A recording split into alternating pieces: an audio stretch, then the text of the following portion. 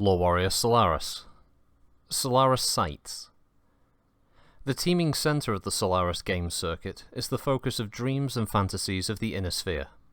Some believe that fame and riches are here for the taking. Others call Solaris City the spider at the centre of a web of corruption, vice, and the perversion of noble warrior virtue. Regardless of one's attitude, Solaris City is a place of limitless adventure and danger for mech warriors, agents, merchants, speculators, and the bored rich from distant Adhara to the Bandit kingdoms. Surveyed and plotted in 2340, the original Solaris City bears little resemblance to the multicultural metropolis of today. It was not until the great influx of outsiders into Solaris in the 2700s that the ethnic nature of the various Solaris sectors began to emerge. Staking claims to various zones of the city and building according to their own national and cultural preferences, these new Solarans created a metropolis unique in all the inner sphere. In Solaris City, citizens from every successor state live side by side, united by the common bond of what some call sport and some called senseless violence. The following sections describe places of importance and interest to visitors of Solaris City. International Area. Many areas of the city are under direct control of the central authority. These areas, primarily public works installations and tourist areas, are collectively referred to as international and are patronised by all members of Solaris society. City Administration. Central Utilities Building. Solaris City's heat, water and power are all coordinated through this imposing structure, which also contains offices, equipment, garages, and a vast computerized record system with schematics and plans for the city's water and sewer network and power grids. Solaris City Mech Bays. Solaris is a major receiving point for battle mechs from across the inner sphere. Regardless of their condition, mechs are checked into this facility upon arrival, for inspection and registration by Solaran gaming officials. Solaris City Police Department. Although their sphere of influence is limited, the Solaris Police exercise a high degree of professionalism and skill. Officially employees of the Lyran Commonwealth, Solaran Police are considered some of the best in the Commonwealth. Police Chief Theo Clark best embodies the professionalism of his force.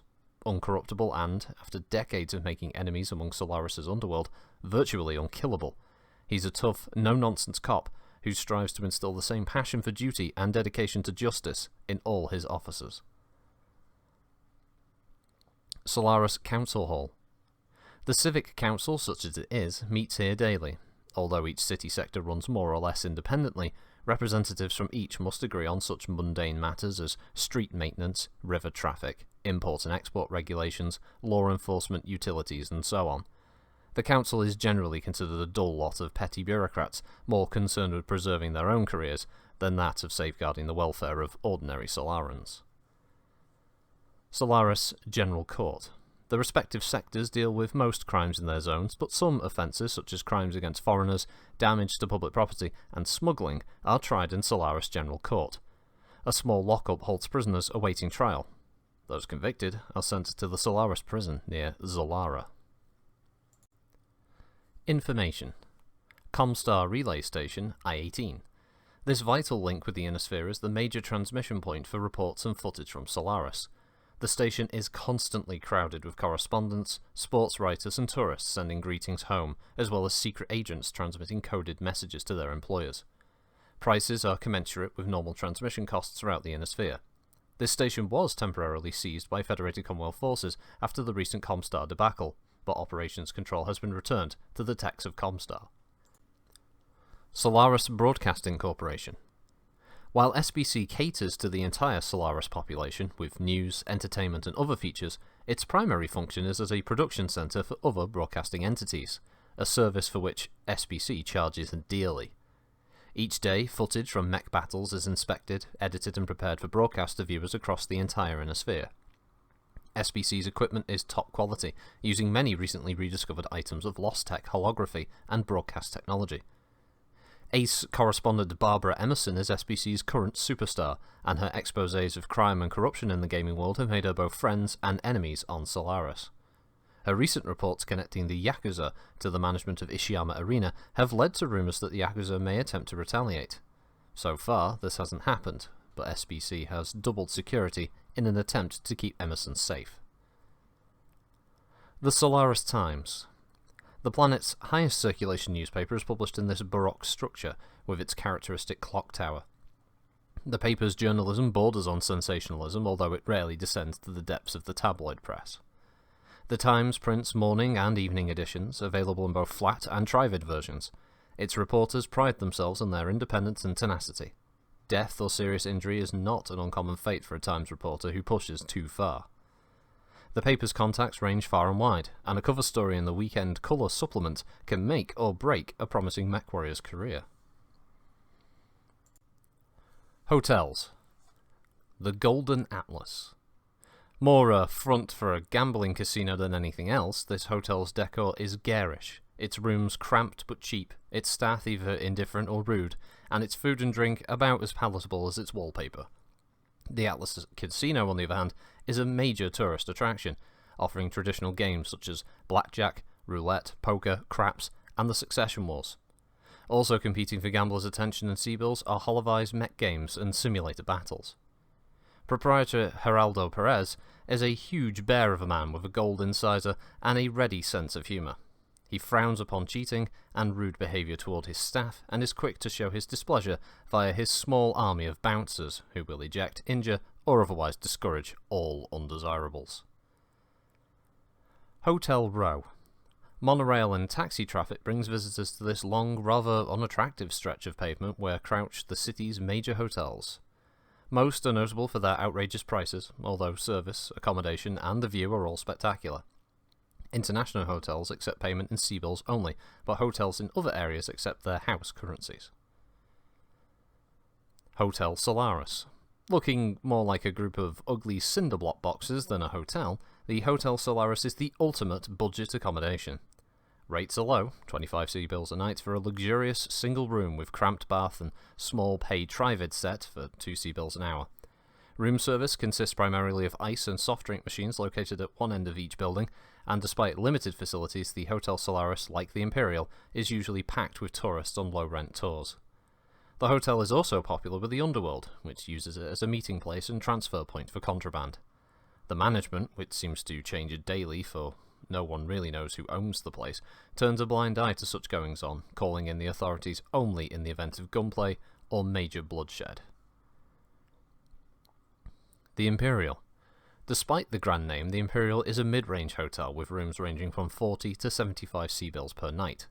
Service is, at best, undistinguished, and the Imperial restaurant serves what might charitably be described as average food. Because of its location, views facing from the south rooms, and reasonable rates, however, the Imperial is one of the more popular hotels on Solaris. Rules on guest conduct are virtually non-existent, and management isn't inclined to call the police except in the case of major property damage or flagrant law-breaking. The Royale.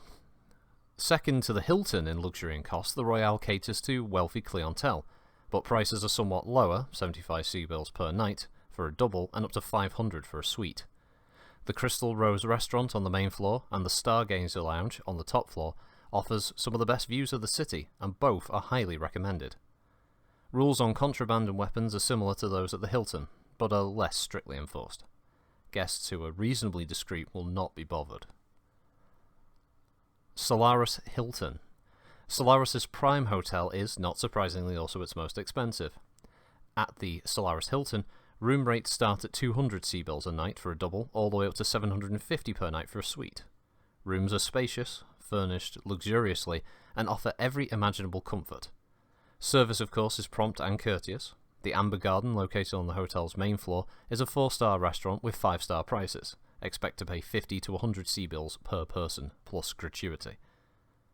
The hotel's pool is double Olympic size in an environmentally stable glass enclosure with a magnificent view of the city below. The Hilton is the favourite home away from home of visiting nobles, famous mech warriors, wealthy merchants, and other members of the Innisphere elite. Security Chief Aldo Reesfield strictly enforces hotel rules forbidding weapons, contraband, and other illegal items in rooms. Violations are rare, for most guests realise that Reesfield will not hesitate to call the police. Entertainment. Battle Mech Center.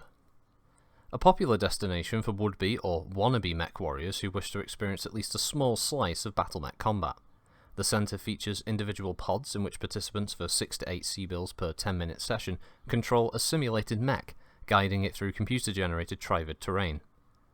The experience is probably as realistic as a non-mech warrior can get, but many consider the training trivids featuring drill instructor-style lectures by actors to be unbelievably obnoxious. Grafina Gerbert Concert Hall. Orchestras perform the music of 3 millennia in this imposing neoclassical structure. Recent performances included Wagner's Ring Cycle in a battle mech motif, Beethoven's Ninth Symphony by the New Avalon Philharmonic Orchestra and Choir, and An Evening with the Beatles, performed by a variety of mid-20th century recreationists. The Mech Warrior.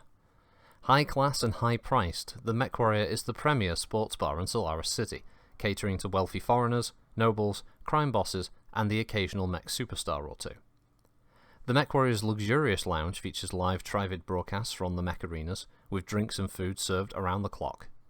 This is a prime spot for stable masters wishing to recruit young warriors into their stable. Owner and manager Akeem Rashid goes to great lengths to encourage and accommodate such clientele, while his staff have strict orders to remove any undesirables, such as tourists or sightseers. Rumour has it he can provide any form of entertainment, legal and illegal, if the price is right. Solaris Mall. Nakatomi Clothiers. A wide range of quality and prices is available here, from simple battle mech t-shirts saying Thunderbolt, the Mech Destroyer, to expensive leather jackets with elaborate embroidery and mech patches. Nakatomi provides wearable keepsakes of a trip to Solaris VII. Mr. Nakatomi, he never uses his first name, is the picture of ice-cold efficiency, and rarely smiles. Grig's Souvenirs. Elmo Grigg is always on hand to greet his customers with a jolly hello. Dressed in his favourite loud shirts, sunglasses, straw hats, Bermuda shorts, and sandals, he spends most of his time in the shop. The items for sale are generally on the tacky side, with cheap plastic mechs, gaudy cheesecake 3D posters portraying buxom female mech warriors who've never seen the inside of a battle mech, patches, bumper stickers, I saw the mechs of Solaris, and miniature battle mechs in crystal ball paperweights that make snow when shaken. Mech Books. This shop offers an extensive selection of battle mech related literature, including lurid paperback novels chronicling the highly fictionalized adventures of Innisphere nobles in the Fourth Succession War, to expensive, hardcover tri-D coffee table volumes of mech photos and serious historical treatises on Innisphere conflict. The most recent bestseller is The Clans, Who, Where, Why, by Colonel Jamie Wolfe, which is said to contain some intriguing speculations and surprising revelations about the inner workings of the clans. Mech Books hasn't been able to keep this title in stock, and has had it on backorder for several months. Mechflix. Owned by Mech Books, Mechflix sells trivid and flat-screen tapes and discs, all with a battle mech slant. Although the shop carries such serious works as the Fourth Succession War Soldiers' Stories, from Federated Commonwealth historical films and director Ernst Brockman-Mueller's award-winning documentary The Shattered Sphere, the most popular titles are somewhat less cerebral. They are currently Maddox 3 Mech Fury, the latest installment in a bloody and most unrealistic action series starring heartthrob Miles Kramer. Assault on the Clans, a cheaply produced piece of wishful thinking in which the firm-jawed mech warrior hero and his over-endowed female companion single-handedly thwart the evil Smoke Jaguars on an unnamed FC planet. And Mech Jocks, a second-rate compilation of stock footage of mechs with two-dimensional characters and a barely decipherable plot. Solaris Memories. Less tacky than Grigg Souvenirs, Solaris Memories sells numerous mech and Solaris-related items, including models, stationery, paperweights, games, and so on. Prices are higher, but the merchandise is of better quality. Battle Theatre. A first-class trivid theatre, this house specialises in mech-related movies of the sort available from Mechflix. Points of interest. Battle Mech Museum. Besides the mech games themselves, this is one of the most popular tourist spots on Solaris. Its displays include battle mech technology, interactive demonstrations of combat, piloting, strategy and tactics, and valuable artifacts from the Succession Wars. Some of the museum's most treasured items are a cockpit from Alexander Kerensky's Orion, a head and partial torso from an antique Mackie, a group of ancient Kurita battle flags, and Kenyan Marek's personal banner, among numerous other priceless items. Sophisticated alarm systems and a troop of guards protect the museum. River Park Zoological Gardens. The zoo's collection of terran and extraterrestrial animal life offers a welcome relief from the often mindless violence of the games. Solaris River Water Park.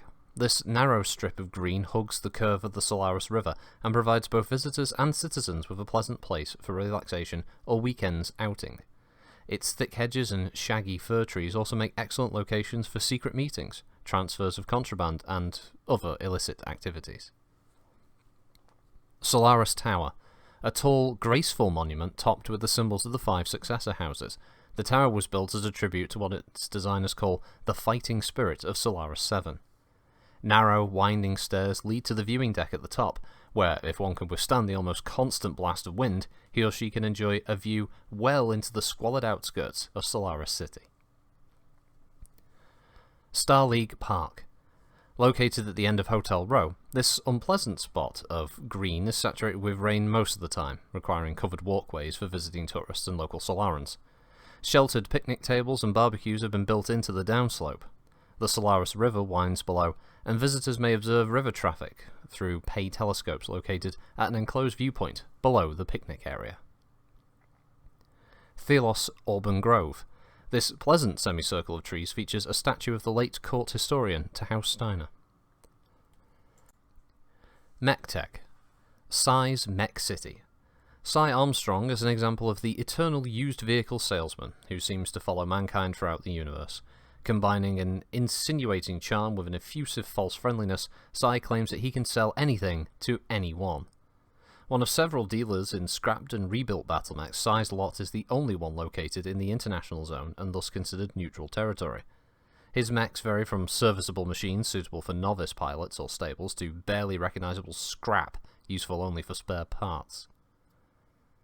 Guildhall. Needless to say, Solaris is a prime source of mercenary mech warriors, as successful participants in the games move up to real combat. The Guildhall is a long, warehouse-like structure, decorated in a somewhat incongruous Greco-Roman motif. It's invariably packed with mech warriors, brokers, talent scouts, and representatives of the successor houses, periphery states, and other mercenary units looking for talent. Those mech warriors caught in the grind of Solaris and indebted to suppliers, organised crime, or crooked managers often use the hiring hall as an escape to the relatively safe world of civilized warfare. Miscellaneous. Astrid Palmer Memorial Hospital. This well-equipped ultra-modern facility caters mostly to wounded warriors and wealthy foreigners. Comstar Community Centre. Here is where Comstar acolytes and adepts who operate and maintain the relay station live and work. Though ROM agents operate in all levels of Solaris society, the civic authority generally turns a blind eye. Few know that the battalion of the Comguard's veteran 247th Division, the Thoughts of War Pi Division, is based in an underground bunker deep beneath the building. In extreme cases, the facility can supply and maintain a full regiment of mechs, as well as armoured fighting vehicles and aerofighters. Exactly why Comstar has put so many military resources here is uncertain. The Solaris Exchange. Tied into all the major exchanges throughout the Inner Sphere, the Solaris Exchange does a brisk business, particularly in the realm of foreign currency speculation. Though far from being a financial centre, this exchange is definitely a place where fortunes may be made and lost.